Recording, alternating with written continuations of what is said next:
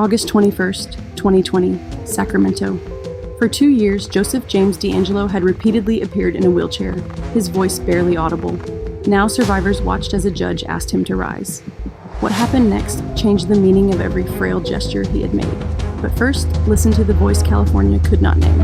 In December 1977, a Sacramento family answered the phone. The voice on the other end said one clear thing.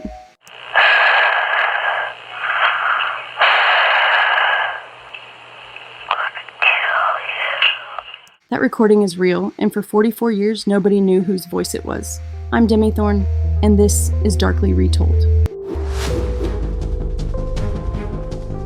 It began in Visalia in 1974.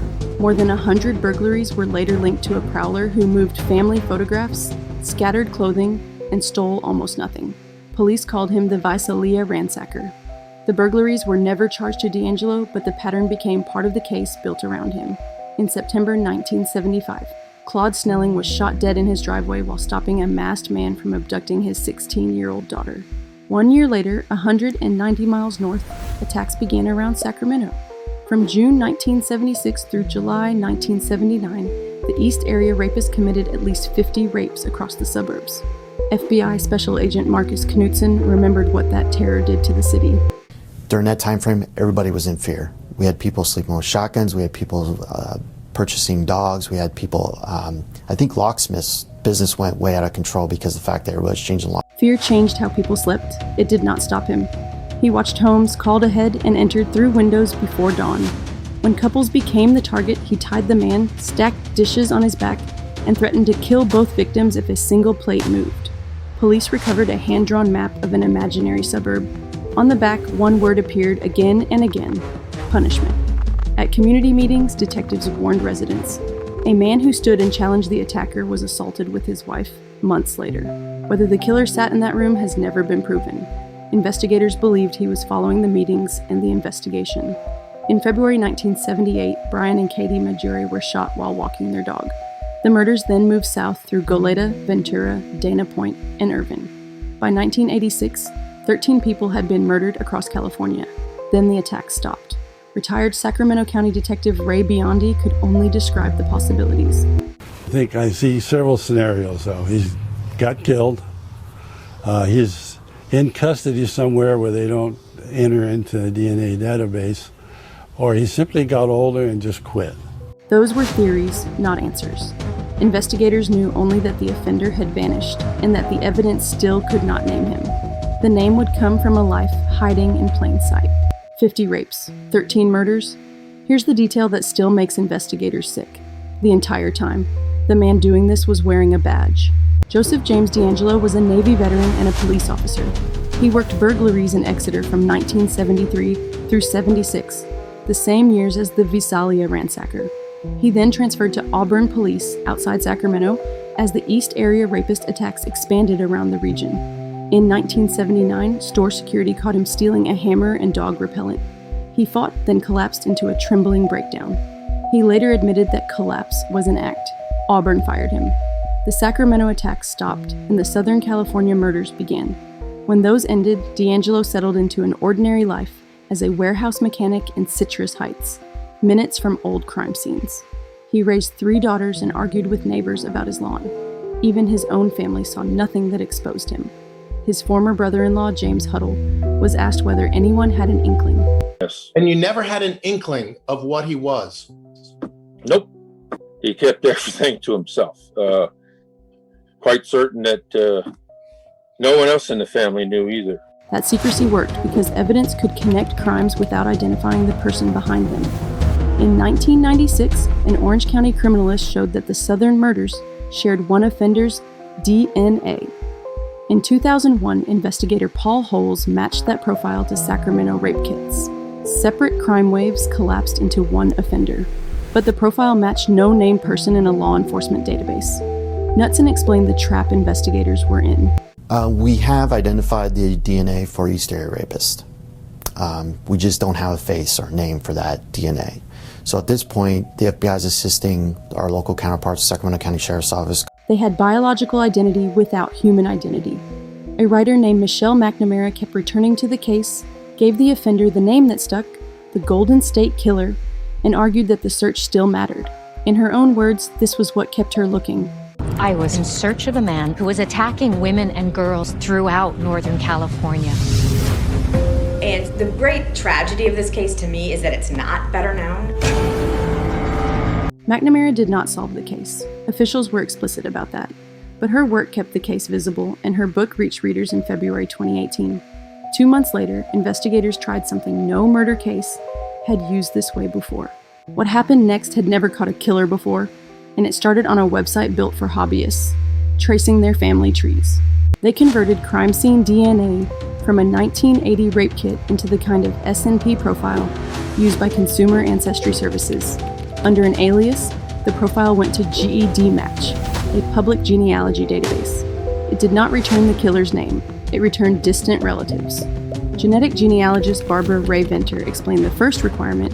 To make the search work, investigators would You need to have enough of it that you're going to be able to create the SNP profile.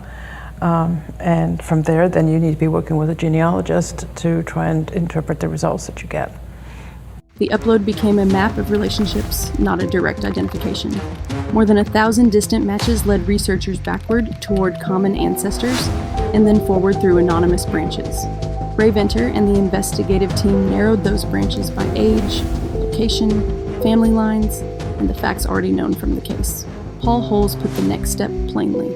Get this common ancestor, and it's like, okay, the Golden State Killer is a descendant from this great-great-grandparents. So you have to identify everybody. That logic kept pointing to one candidate, a former police officer living in Citrus Heights.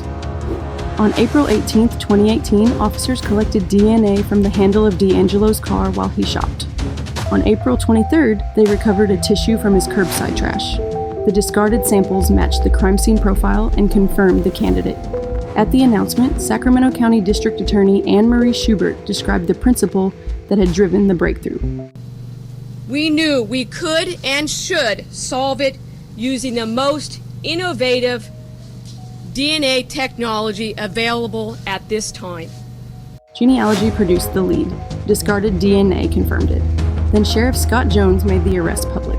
Yesterday afternoon, in a perfectly executed arrest, my detectives arrested James Joseph DeAngelo, 72 years old, living in Citrus Heights.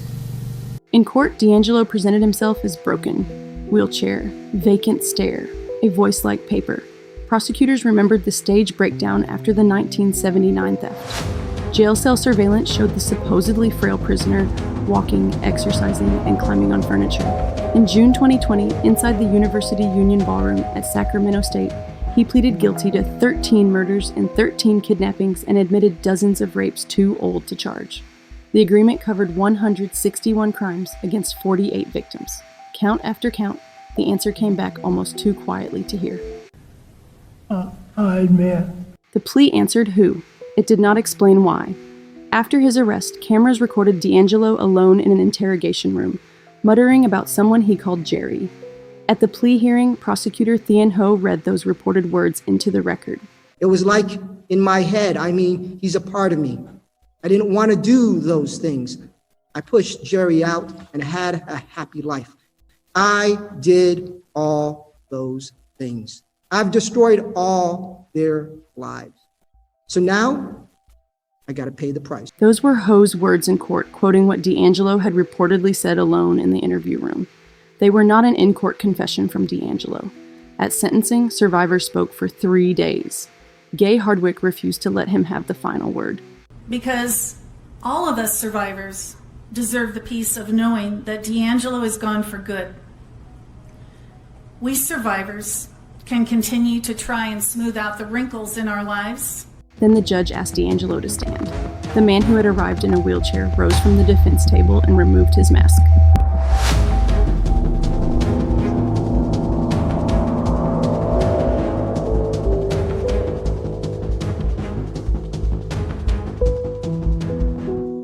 And I'm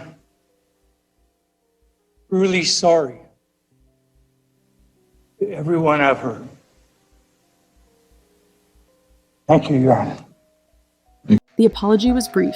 The movement was unmistakable. For survivors, the standing carried a message that the apology could not erase. His courtroom image had never told the whole story. The court imposed 11 consecutive life sentences without the possibility of parole. DeAngelo waived every right to appeal. DeAngelo turned 80 last November in a protective housing unit at Corcoran. He'll die there. But the method that found him didn't stop. Genetic genealogy has now closed hundreds of cold cases because the answer was never hiding in his DNA. It was hiding in his family's the moment they spit in a tube, which means somewhere out there, other ghosts are already caught. They just don't know it yet. Before you go, I want to know where you land on this. The DNA that caught him came from relatives who uploaded ancestry kits for fun. People who never signed up for a manhunt, justice for 48 victims, or a database none of us agreed to join. Tell me in the comments. I read everyone. And if you want more real cases told straight from the records, this is Darkly Retold. You know where the follow button is.